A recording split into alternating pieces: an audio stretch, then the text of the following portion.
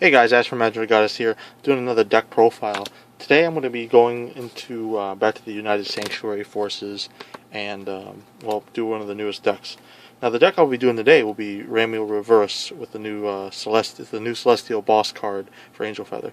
So to start off, I go with the starter First Aid Celestial Penule, which is basically you put her in Soul, and if you have a Angel Feather Vanguard, you can choose a Celestial that's face up, call it to rear, and then put the top card of your damage of your deck into damage zone face down. So it's essentially a counterblast 1 put in Soul for card from your damage zone. It's pretty nice, and in general you can use it to do a few combos in this deck, which I'll get to in a moment. So following up, my trigger lineup, I start off with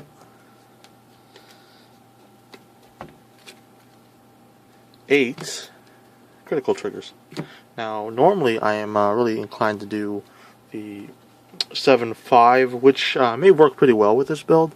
In general, though, from playtesting, I really haven't noticed a situation where that would have been really would have changed much to it, honestly. And I run 4 of the critical hit agent, which is put into Soul for plus 3k. It's not bad, but it's it's just there in case I want options. Generally, I won't ever really use the effect though. Then I use 4 of the Pegasus, which is the draw trigger for Celestials, and then of course 4 heals, and that's sack heals and all that. And moving on to my grade 1s, I start off with, of course, 4 perfect shields. It's kind of our standard here. You never know what's going to happen or when you'll need it, so 4 perfect shields. And the Celestial shields, of course. Then I go 4 of the 10k attacker.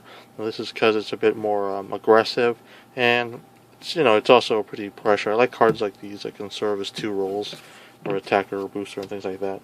And then we have a new card, 4 of the Nursing Celestial Narelle. Now, basically, she is, when she gets called out from hand, well, when you place her on rearguard, rather, if you have an Angel Feather Vanguard, you can pay the cost and choose 1 card for damage put in your hand. And her cost is basically choose a Celestial from your hand and put it into damage zone. And it's basically you card swap. And she's really nice. She's a 7k that has a swap ability, which can set up a few pretty nice combos for you. Then, last but not least, I run 2 No Seal. It's not a Celestial. I believe it's my only non-Celestial from grade 1, 2, or 3. And it's basically you guard, swap with the card from your hand. And one of the things I like about her is there's the ruling that when you swap, you can actually use the card you swap to add to the guard. So, like, let's say you have like her in the grade 3 in hand, you can swap the grade 3 for the 10k and put the 10k here for a 15k guard. It's pretty nice to do things like that, but all for options. Moving on to the grade 2s, I run 4 of the 12k attackers. Again, these are pretty much standard for archetype builds, the 12k, and some of them standards have the 10k.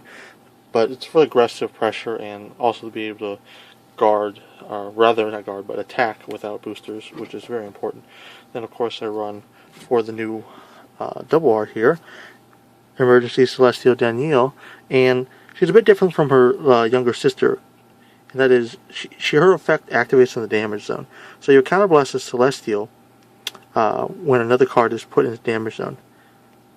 And the Celestial can't be herself. You can't counterblast herself. You can counterblast another copy of her. But basically, when you take a damage, when a damage card goes into the zone, you can swap. You can counterblast 1, put her out on the field, and it's basically counterblast 1 for a +1. Then you'll take the next card from your deck into damage. So you don't heal from it, but it lets you kind of get free pluses from it, which is really nice, since like No Seal and things are activated because you're putting cards in the drop, and that's also nice to do that. And if you said it right, the counterblast cost really isn't minus, and you don't really use the counterblast in this deck either way.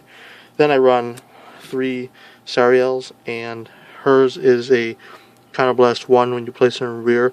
If you have an Angel Feather Vanguard, you pay that cost, search your deck for 1 Angel Feather, put it into damage, and then shuffle your deck. Now, you're going to choose a face-up card from damage zone if you use the effect and heal yourself, basically. So because you're taking a damage, so you're going to heal a damage. But the bad part is if you only have one damage and you counterblast one, then you actually have to heal the card that you just called. So it may not be something you want to do at that point unless you want to just filter out the deck a little bit. So grade 3s, I have 4 Ramiels. This is a break ride. Ride on top, get plus 10k, and, well, grab a card from your damage, take a damage.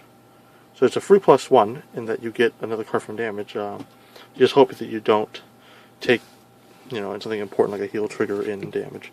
Unless you want to use it as swap fodder. That's the thing with Angel Feather that I really like, is that if you have cards like Perfect Shields or whatever, they go into damage, they're not lost. You can grab them back. And Sariel is also a good way to set up for a grade 3, even if you're already grade stuck. You could search, put a grade 3 in here, and then try to switch out for it. And then finally, I run 4 Ramiel Reverse. This is the new star card of the set, and her ability is that you can lock 2 Celestials, and, well, the front 3 units with Celestial in the card name get plus 5k until end of turn.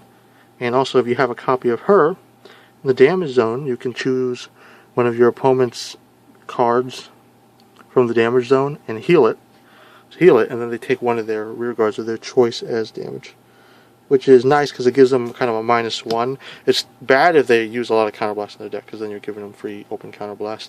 But basically it gives you 16, an extra swing for at least 16, could be 18, for basically no cost.